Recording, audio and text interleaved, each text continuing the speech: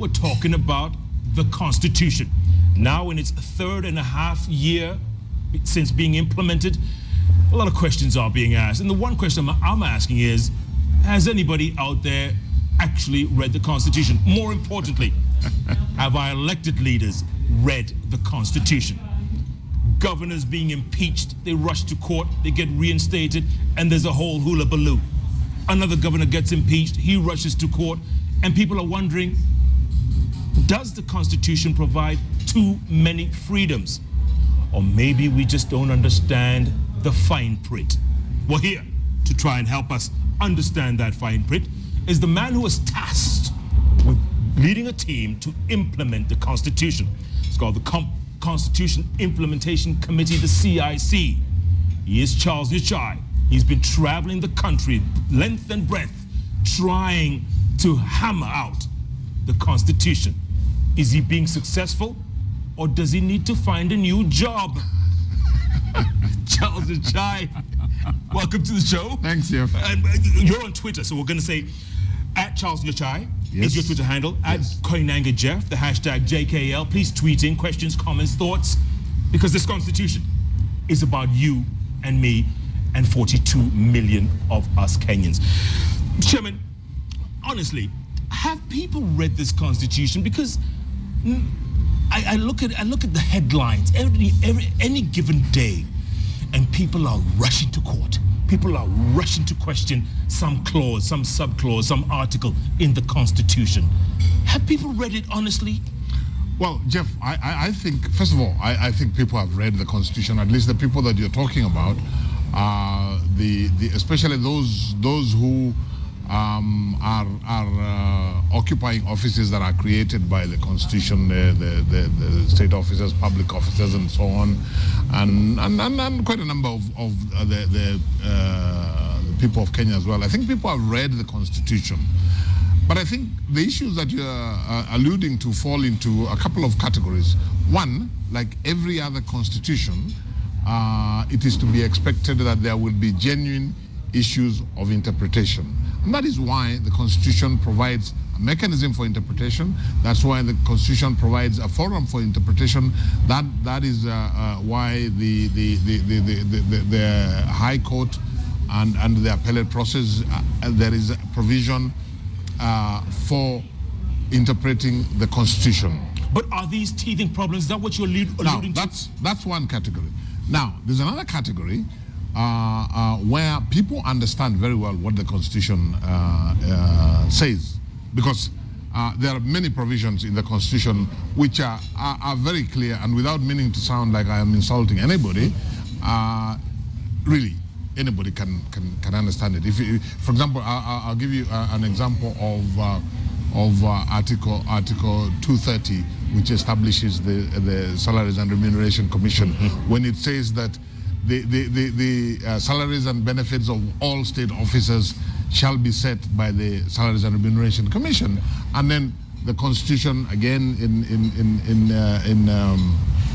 in Article 260, defines what state officers are. Now, that can't be a problem of interpretation. Yeah. That anybody who has a problem with that is probably choosing to have that problem. Yeah. So there are those two different categories. Right, Chairman, and they do question this, and they're trying to make the rest of us look like idiots or imbeciles, like we haven't read the Constitution. So they go out of their way to try and interpret something that's in black and white. Yes. But, remember, Jeff, and I've been saying this for the last 3 years, our Constitution is a radical document. It's transformative from where we are and from where we were. And that means, first of all, change, especially such radical change, is always going to be resisted. And then remember that there are people who had substantial vested interests in the old order. So they're going to look for everything in the book and even outside the book to resist that change. Let's take two examples. Yeah. I mentioned Embu governor. Yes. So he was impeached. Yeah. All the way up until the Senate. Yeah. By the way, was that constitutional?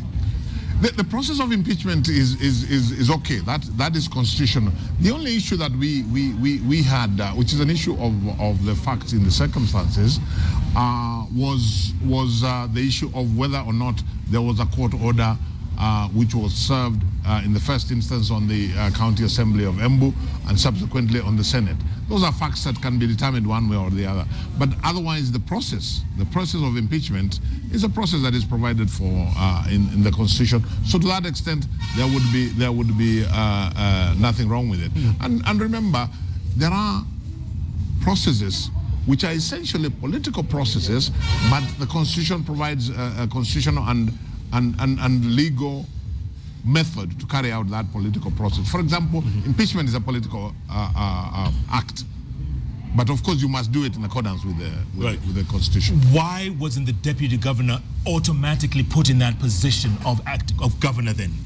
Because that's what the Constitution says. That is what the Constitution says would have happened, and I think that is what was about to happen.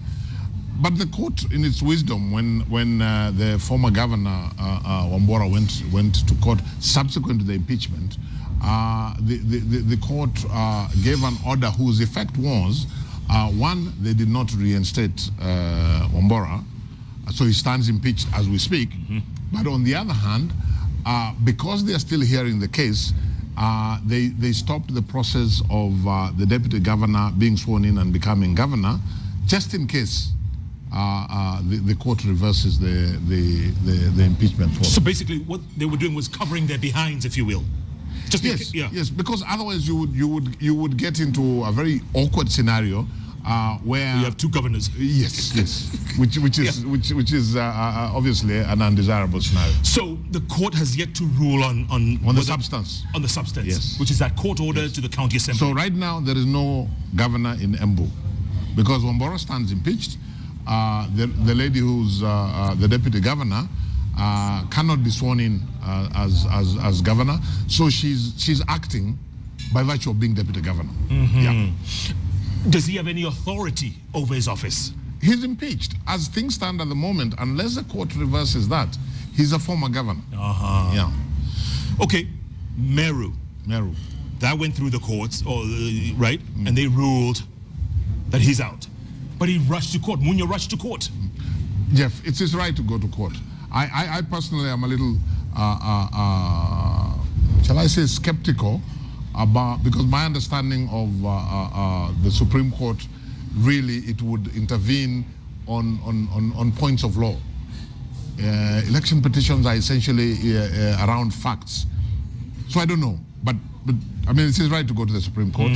If the Supreme Court gave him leave, which they did, and they will hear and they will make a decision. Chairman, are we seeing too many freedoms here, or are we nitpicking at this Constitution, trying to test it for what it is? You know, testing every article, every nook and cranny. What we're really pushing? Two things, Jeff. One of the reasons it looks that way is that what tends to get hyped is what has some controversy. I mean, the Constitution is working well and is being implemented well in so many 90+%. But where there seems to be controversy, that tends to get highlighted. So it looks like the Constitution is a difficult, implementing the Constitution is a difficult process. It's really not that difficult. And the second thing is, as I said, it's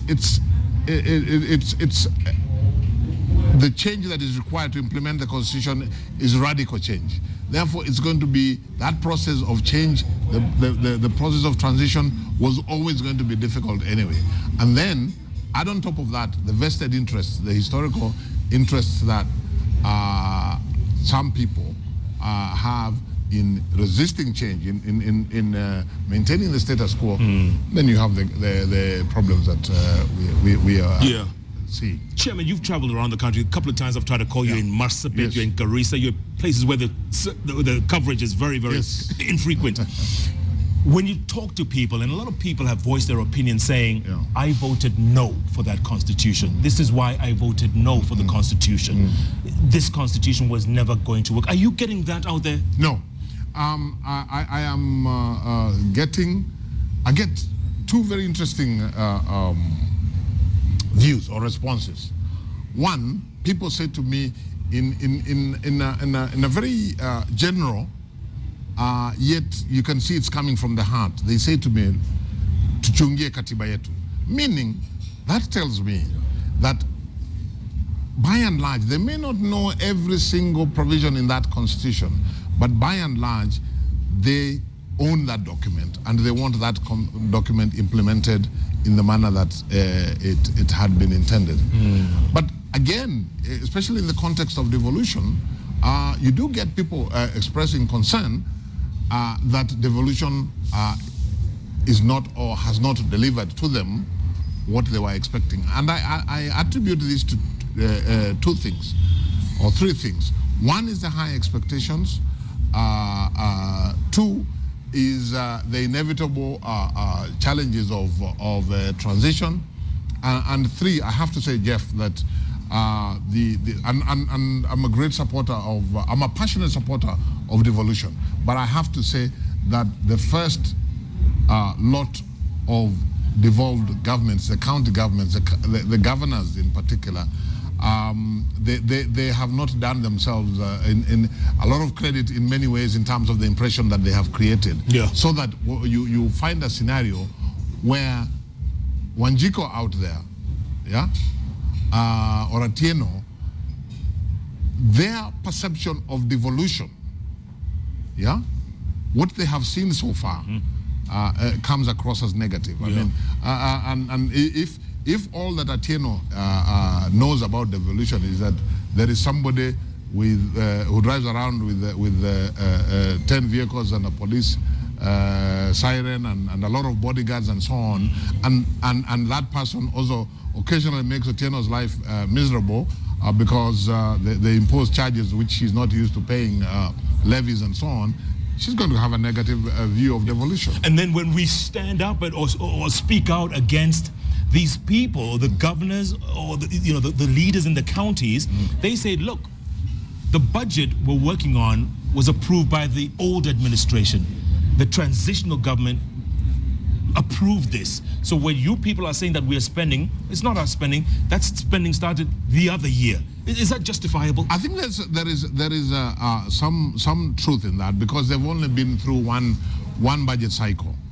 But the point that I was making is that even granted everything that they're saying, much of which may be correct, I'm saying that they themselves need to look inward and ask themselves, what have we done to contribute towards creating this negative image? Jeff, I am like I said, I am a passionate believer in devolution.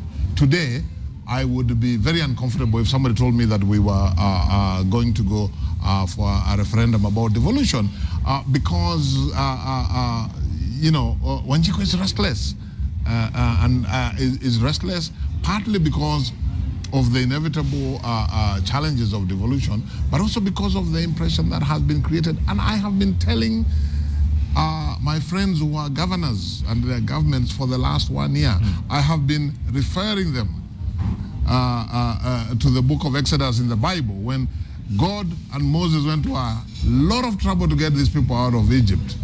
And they reached somewhere in the middle of the desert, they faced in the desert. They turned to Moses and said, Bwana, why did you remove us from where we were? At least there we... That's my worry about devolution, that if we show Wanjiko the wrong face of devolution, yeah? The reasons we wanted devolution, Jeff, are as valid now as they were when we adopted that constitution. And I believe if we get devolution right, it is going to be what is going to make the difference that we want in this country. But if we get it wrong, yeah, then Wanjiko is going to turn around and say, you know what, afadhali the old system and with all its problems, but I don't need now this what you're saying. So these governors, these county leaders, they're not endearing themselves to the Wanjikos and the Otenas. Yeah, what I'm saying is that they also, I'm not saying that they are 100% to blame, but I am saying that they have contributed towards first of all, towards lack of proper information to even to their own people.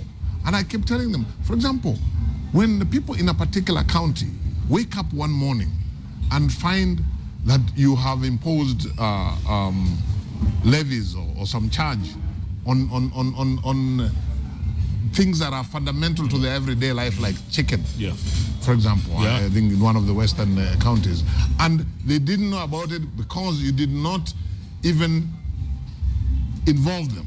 Notwithstanding that public participation is a constitutional requirement, they're going to get unhappy. They're even going to get hostile. So I am saying that the governors and the county governments should also look inwards, and much as there are many factors which are extraneous to them, and on top of that, there are these very high expectations that Wanjiku had.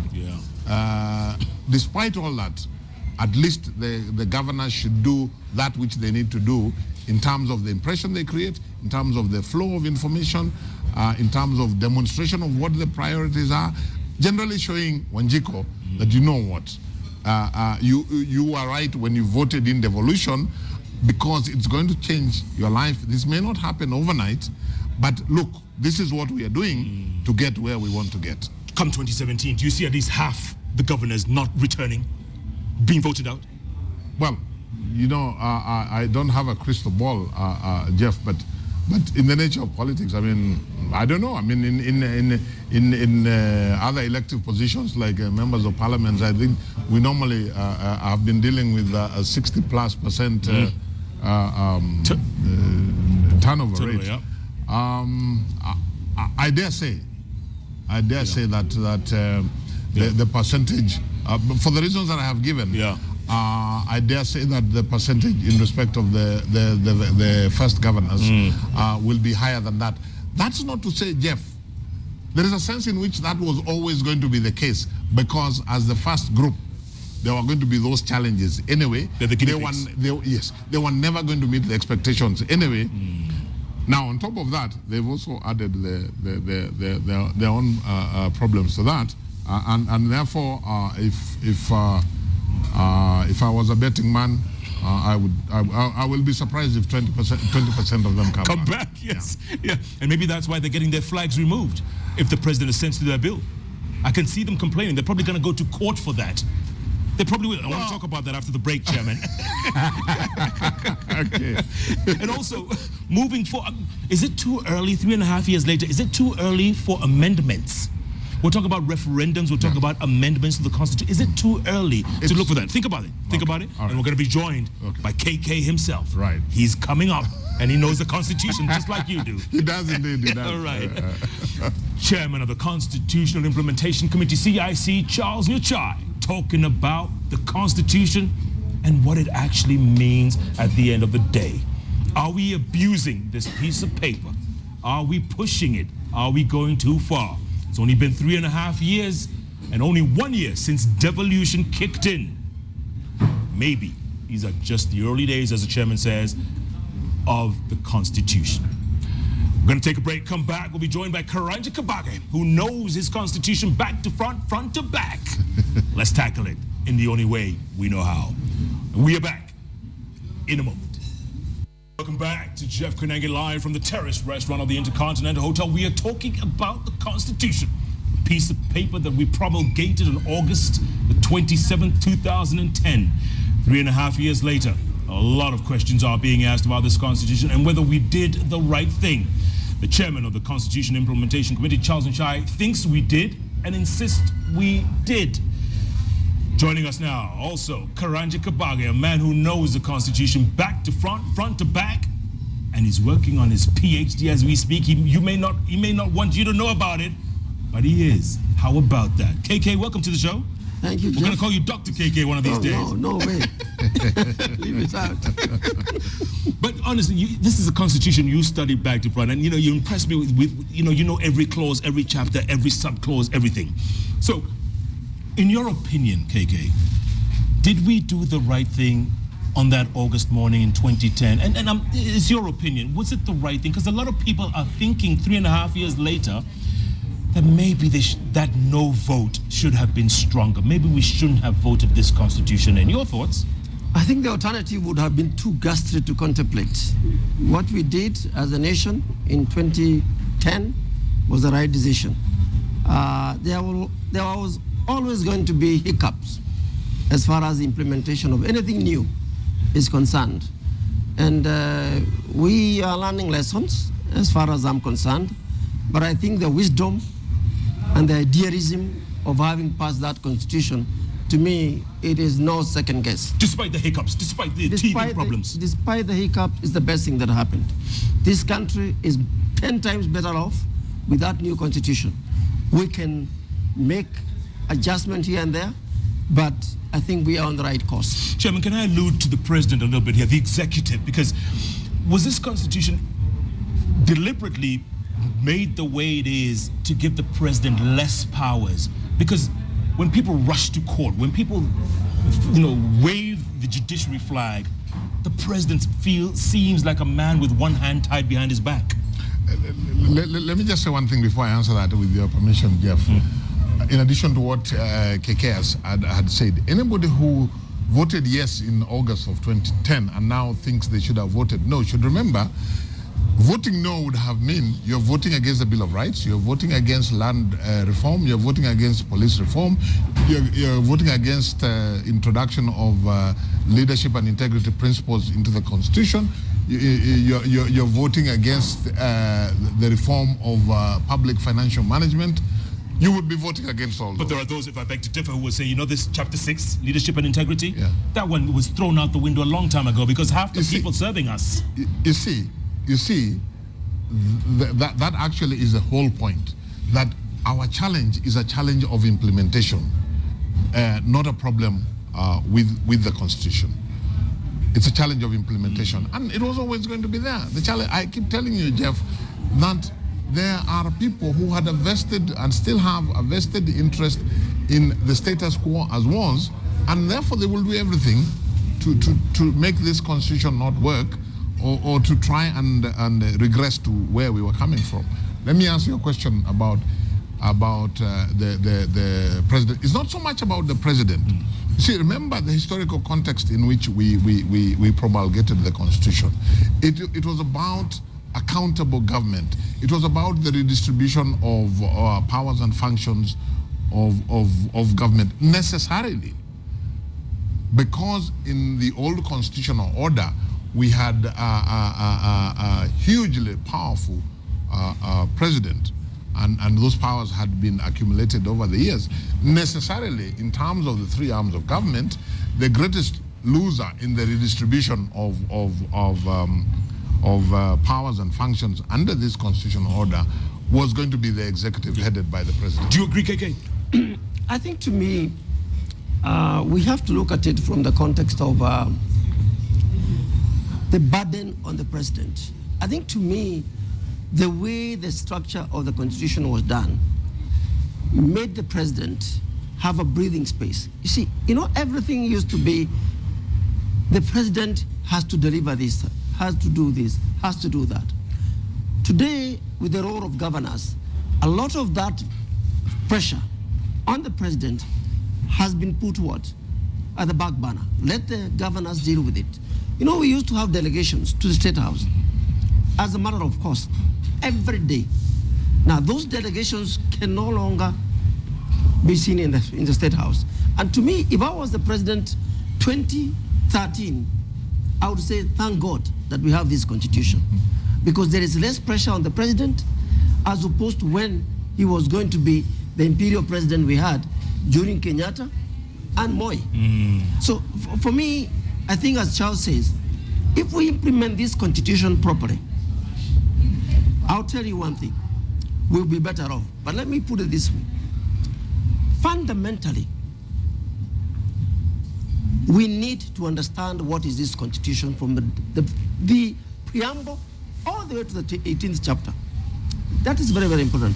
For example, if you look at the governors, why are people disappointed with the role of governors? Because to me, anything that happens in this country happens because it's allowed by law.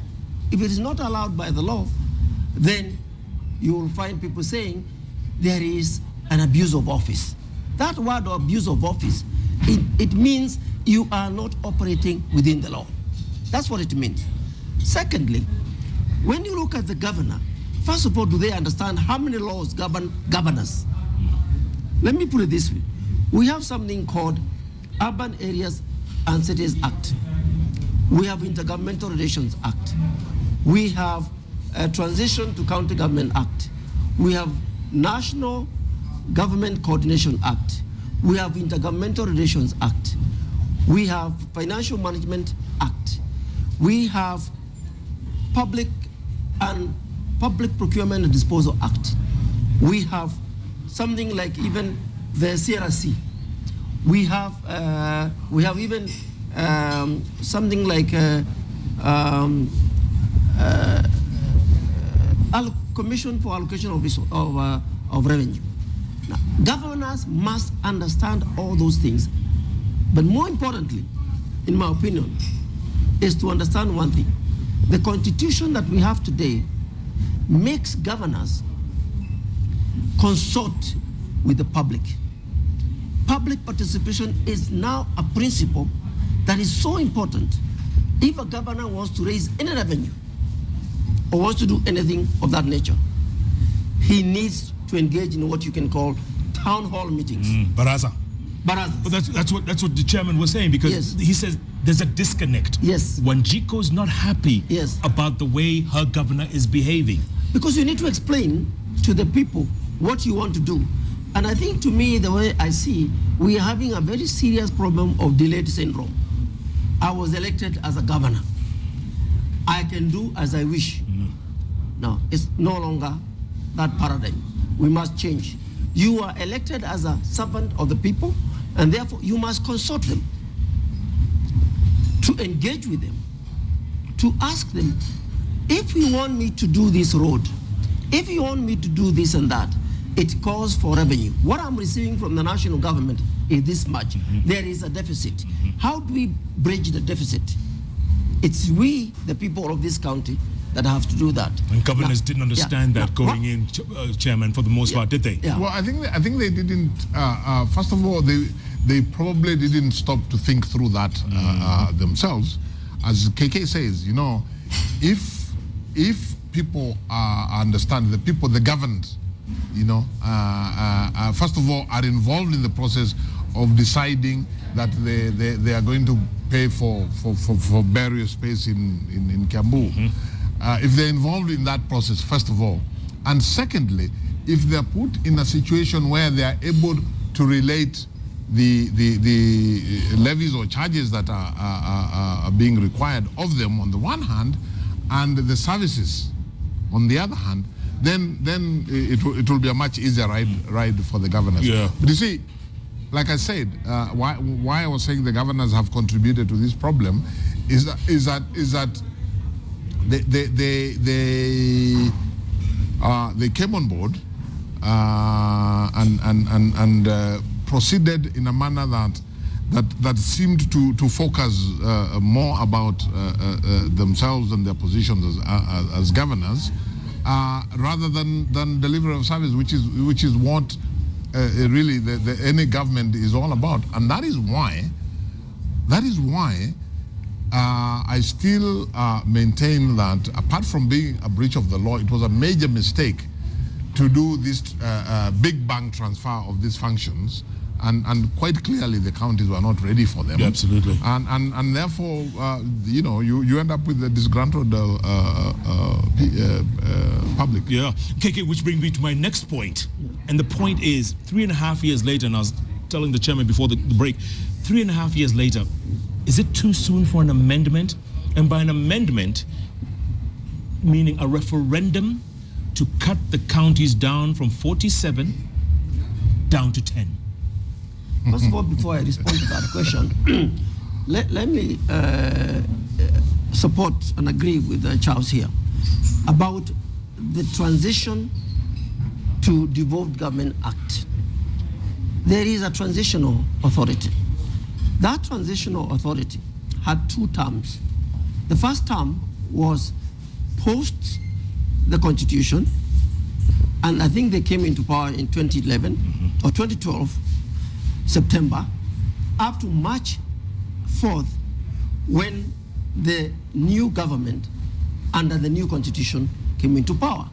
And they have up to 3 years maximum to be able to sort of transit the county governments to being functional government. Because you see, right now, we have county governments in name, but to make them functional is another problem.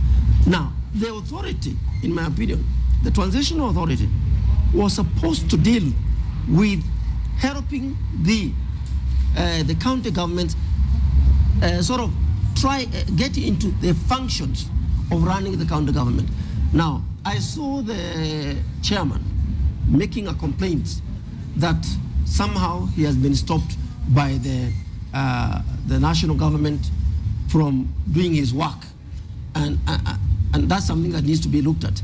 But let me put it this way to the chairman, that he has to be active. He has to demand, he has to assert himself, because he has a constitutional right. And you know, the interesting thing is this: in that transitional authority, the Constitutional Implementation Commission headed by Charles Nyachae and Commission for Revenue Allocation headed by Chesapeake, they are supposed to coordinate through him as far as these functions are concerned. Now, I don't know how much, and Charles may confirm, how much of that is happening at this point or has been happening. Right. Now, to answer to your, to come to your question regarding the question of, is it too early to change the Constitution? I think for me, first of all, we are being too rushy as a nation, because we have not even finished the first term to see what are the problems that we are facing as a nation. So this knee-jerk reaction that you hear people saying, oh, we must change the Constitution, we must do this, it's not going to be the solution to the problem. First and foremost, the process of changing the Constitution, I would like to invite anybody that is talking about changing the Constitution to go to Article 255. There you go. I told you he knows his Constitution really well. Go 256 and 257. The process of changing the Constitution to begin with, if you are going to have a bill to even talk about changing the Constitution, it has to be published, and nothing will happen until 90 days. The process is a long process. And some of the things people are talking about, they require a referendum. And the process of going through the referendum is a huge, gigantic challenge. This country is talking about physical challenge as far as financial capability is concerned. Yeah. Now, if you are saying that you want to enter into romance of changing the Constitution so soon, you must realize you'll be putting this country into a mood of political temperature. Chairman, you agree? Yes.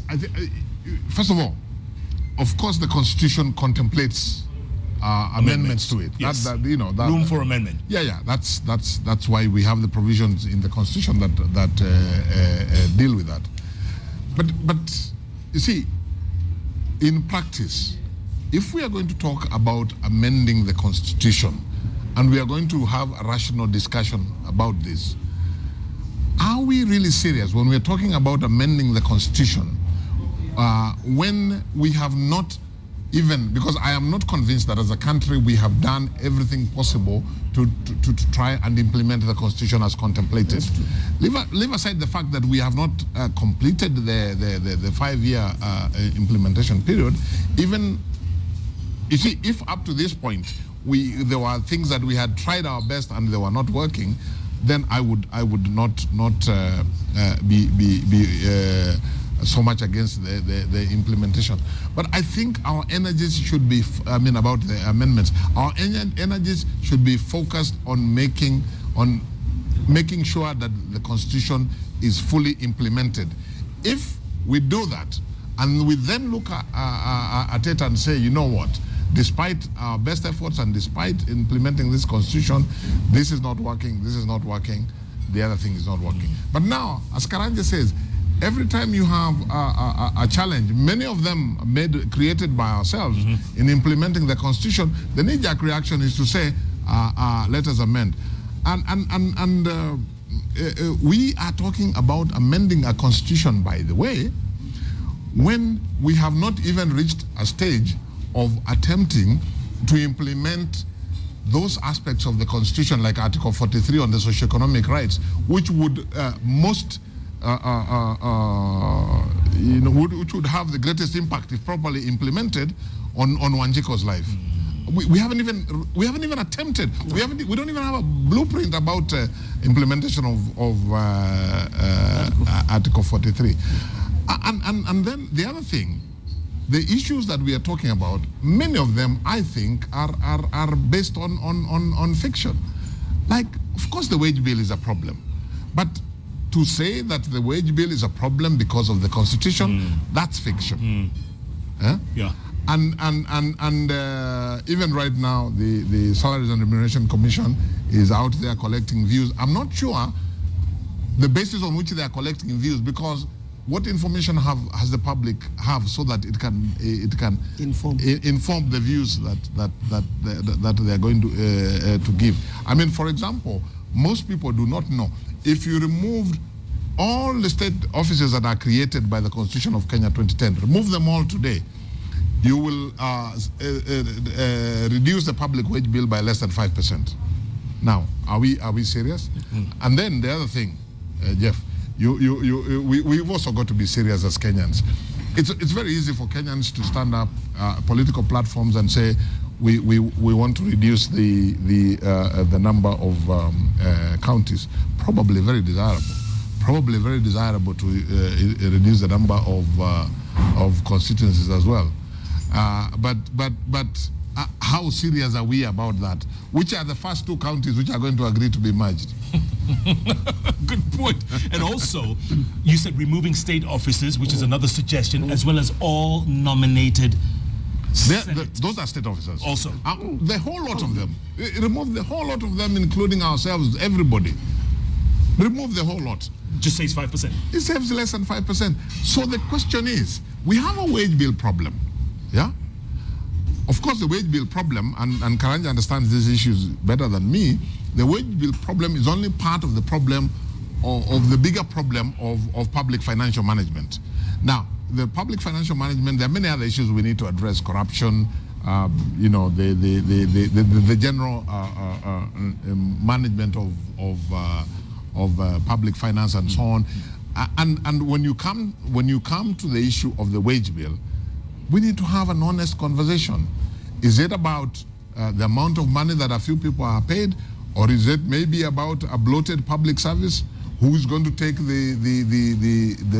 have the political courage to address some of these issues? Yeah. We need to have an honest conversation. And also an honest conversation about the counties. KK, did we rush to count up to 47 counties? Was it wrong? Are they too many though? I think that to answer that question, it has to deal with whether it is really opportune moment to amend the constitution. Address a number of issues. Is our problem the wage bill? Fundamentally, I think first and foremost is that we need to deal with the whole question about to what extent are we collecting sufficient taxes? How efficient is this country? Is this country really saying that we are good at collecting taxes? I believe we need to deal with that elephant, because I believe very few people are paying taxes in this country. But KRA was being commended for its work. They have done a beautiful job. I'm not saying the problem is the KRA. KRA is, it has got certain parameters on which it operates. But the political class has to be able to come and say, wait a minute, come up with operational ways of ensuring that everybody is brought into the tax bill. That to me is very, very important in this country. Because if we can be efficient in our tax collection, that will really take the heat out of this debate about wage bills. The second thing is this: when you talk about corruption in this country, Are we serious about talking about corruption? What is the prescription of dealing with corruption? Let me give you tonight what is my prescription about dealing with the corruption. Today, if the political class is truly serious about dealing with the corruption, they need to do an amendment or an inclusion in the Economic Crimes Act, a clause to say to this effect, that from 2014, anybody who is caught in a corrupt deal, anybody, whatever their station in life, all their assets will be confiscated by the state. KK, I'm going to stop you right there because we'll take it up after the break, but I'll give you the answer right now. 90% of the MPs will be absent when that vote is done. 90%. You can take this to the bank. 90% will be absent, KK. It's a great and a noble thing. Most of them will be absent, and I want to talk more about that after, because it's a great thing what you just said. But come on, you know these guys. You know them. Hold that thought, KK. Hold that thought. Oh my, oh my. We are breaking down this Constitution. We're asking whether it's too early for an amendment. We're asking whether the counties are too many. We're asking all the right questions. Keep tweeting at Koinange Jeff, at Charles Nyachae. The hashtag is JKL. And JKL will be back in a moment. Charles Nyachae, the chairman of the CIC, as the Constitution Implementation Committee, and Mr. KK himself, soon to be Dr. KK. No, that's encouraging. You said that's what your thesis is going to be on, KK, because you alluded to this before the break. The Economic and Financial Crimes Act. Yes. Adding an amendment or an inclusion. Yes. What we need to do is to make sure that we make sure that the proceeds of corruption arises out of impunity. And the only way you can deal with impunity, in my opinion, in this country, is to make sure that it doesn't matter who you are. Even if you steal 1 shilling, everything you own is confiscated by the state. Chairman, very noble idea, but is it implementable? Is it even conceivable in this House? Well, I think the way that I would put it is that, first of all, and I think this is where KK is coming from, first of all, as a country, whether by that innovation or by others, or whether that plus others, first of all, as a country, we must demonstrate that we are serious about tackling corruption, that we are serious about tackling all the other issues that give rise to the public financial management challenges that we have. Now, you're talking about Parliament. Nobody else can do it. If we don't have that seriousness, yeah, then they're not going to be able to do it. Yeah. But when we talk about seriousness, all too often, Jeff, the Kenyan public chooses leaders and then spends the next 5 years condemning them. The people of Kenya must at some point take responsibility for the leaders that they choose. And therefore, everybody, leaders, those who govern, plus those who are governed, takes their share of the responsibility. Yeah, and KK, let's face it, there are those untouchables out there. There are those sacred cows. And you know them, Chairman knows them, we all know them. But they are untouchable. First of all, let me confess my ignorance about knowing them. But I would like to say this. You see, Charles says, we choose leaders. There is nothing wrong today in a movement being started by the citizens of this country demanding that Parliament must pass legislation to completely outlaw anything called corruption. And the only way you can deal with it is by dealing with impunity. There's no any other way. Because if I know that whatever I have worked so hard for will go because I took 20 shillings by way of corruption, I can tell you I will not do it.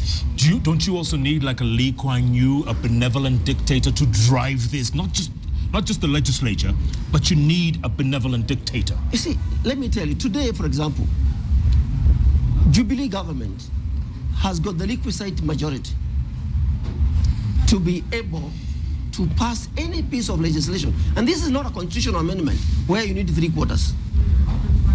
This is simply passing a law or adding a clause in the present law to say we are tired of talking about corruption. Because for me, when I hear people talk about corruption, I say, please, we can cut that debate immediately.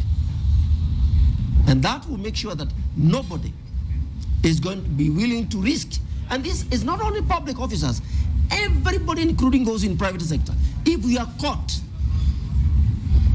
and you know what? If we are charged, I want to go further. If you are charged with corruption, the law should be such that the court must make a decision within a defined time frame. Like, for example, 1 year. That's the very maximum period during which judgment must be rendered with respect to you're either guilty or you're innocent. Sure. Why? If we have been able to do that with the issue of election petitions, why can't we do it with such an important thing to do with the elimination of corruption? Now, let me put it this way. First of all, you're talking about Lee Kuan Yew. We have talked about Lee Kuan Yew many times. Yes. About Singapore. We have also talked about somebody like Mahathir Mohamad of Malaysia. We have also talked about General Park of Korea. It is true. You will need serious commitment from the leadership to ensure that these actions that we are talking about take root in this country.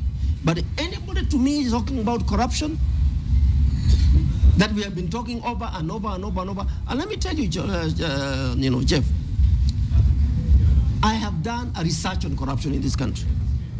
And I went back to 1971 when the Dago Commission allowed the public servants to engage in business. I looked through all Public Accounts Committee reports. I looked at all public investment committees. It is at the university, that document. And I can tell you, as a person who did research on corruption in this country, it is all in our record. Who has done what? It's all there. It's all there. Chairman, and he says he doesn't know the untouchables? But the point that KK makes is, look, there's a total lack of respect for the executive when someone could pencil in 1.4 billion shillings on top of a tender, and we're talking laptops here. You know, they put in 1.4 billion so that they could distribute it amongst themselves. That's a total lack of respect for the authority. I think two things, and the second one I want to agree with KK on the judicial process of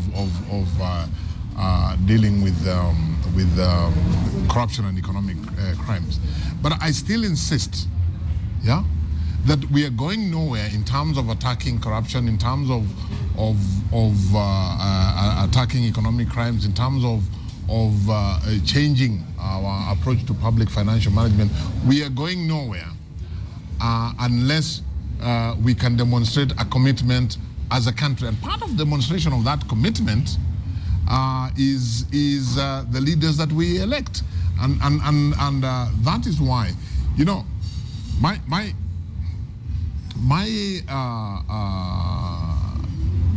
I don't rush into saying yes, we need a Lee Kuan Yew, we need Mahathir Mohamad and so on, is that then that involves an admission. We are saying that within the democratic framework that we have chosen in terms of how we govern ourselves, we are unable to do it.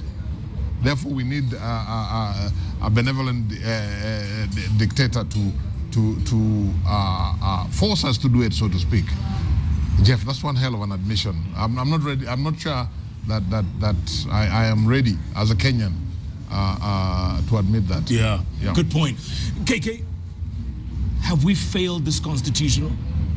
Have we failed it in the 3.5 years? I think we are human beings. And being human beings, there are trials that we have to go through as a country. But first of all, let me discount one thing. I'm not saying that we can import a Lee Kuan Yew in this country. I'm just saying within us, there is a Lee Kuan Yew. Somebody who has a distaste for corruption.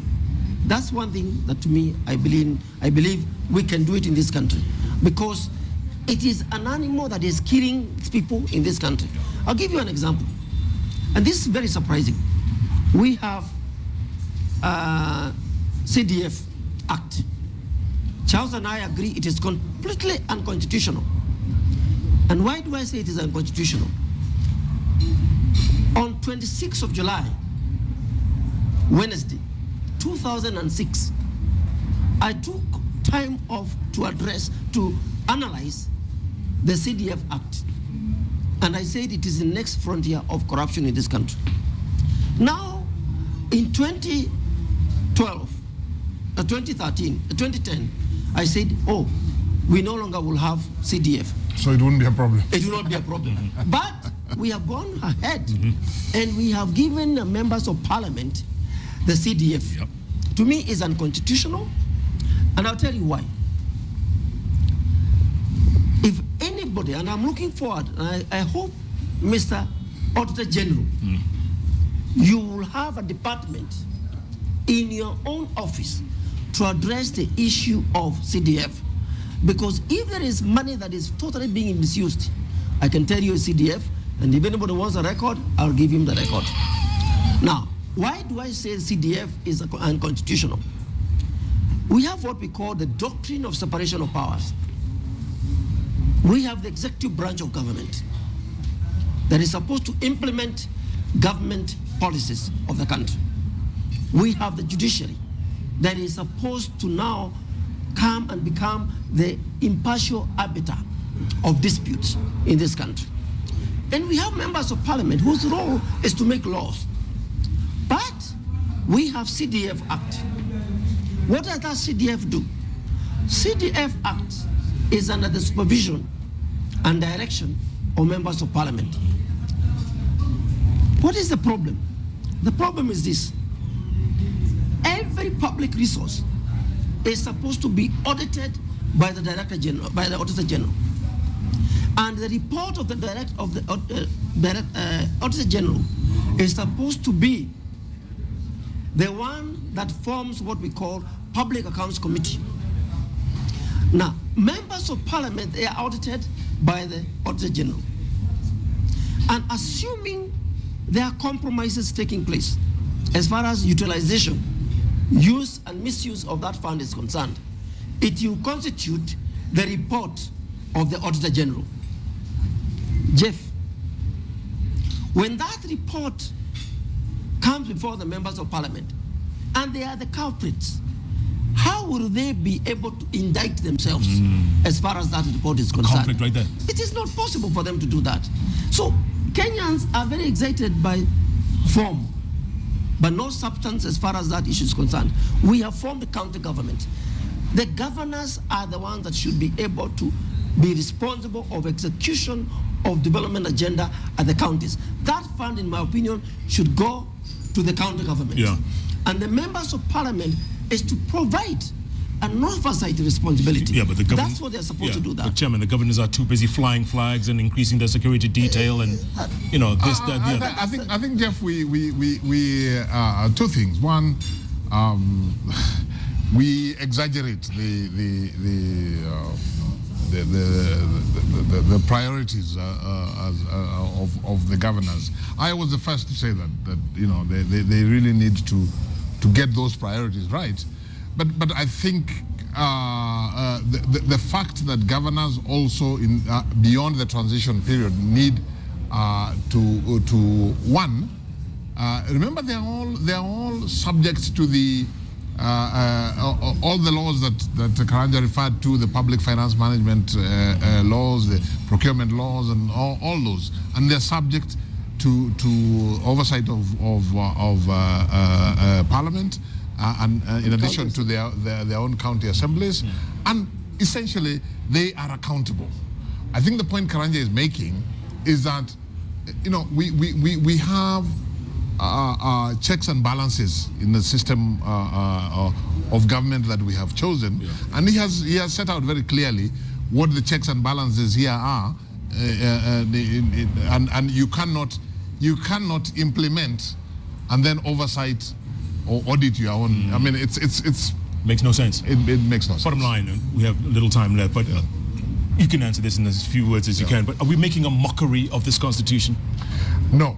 I keep saying, Jeff, that yes, this Constitution, not the Constitution, but the process of implementing this Constitution has got its challenges. Some of them are challenges that are really inevitable because of the radical nature of the Constitution and by reason of the transition process. Some are created by those who have a vested interest in retaining an old order. Add to that, I think as a people, Kenyans, we seem to be a fairly impatient lot, and then add to that again the fact that expectations were high. All those are challenges. But that's not a reason for us to start saying that the Constitution has failed, or let's give this Constitution its implementation our best shot. Where there are difficulties, let us sit down and work out how we go around while respecting the Constitution, how we go around those challenges of implementation. If certainly after the contemplated implementation period, we then want to look back and say, okay, let's now look and say, are there certain things we want to change? Are there certain things we are saying are just unworkable? Then at that point, Jeff, I will be the first to say, yeah, let's change what we need to change. Yeah. But as of now, when we have barely attempted to implement the Constitution, to talk about changing it, to talk about amending it, for me, that's where the mockery lies. Because we are, what are we saying to ourselves? What are we saying to ourselves? That we are unable, for example, are we saying that we are unable to give effect to the Chapter 12 on public financial management and the legislation thereunder? Is that what we are saying? Because if that's what we are saying, then it doesn't matter what we change or we don't change. We are giving a very poor account of ourselves. But KK, let's face it, one of the greatest constitutions on the planet, the U.S. Constitution, has been amended what? More than 24 times in 238 years? 21 times. In 238 years? Yes. So, and most of those amendments, Jeff, were done in the initial stages when the other states, other than the original contracting states, were coming in and they were finding their balance. Yeah. So maybe early days. I mean, it's not too late yet. KK, closing thoughts. Yeah. Closing I thoughts. think let's just face it. As a nation, and I agree with Charles that we seem to be a very impatient lot.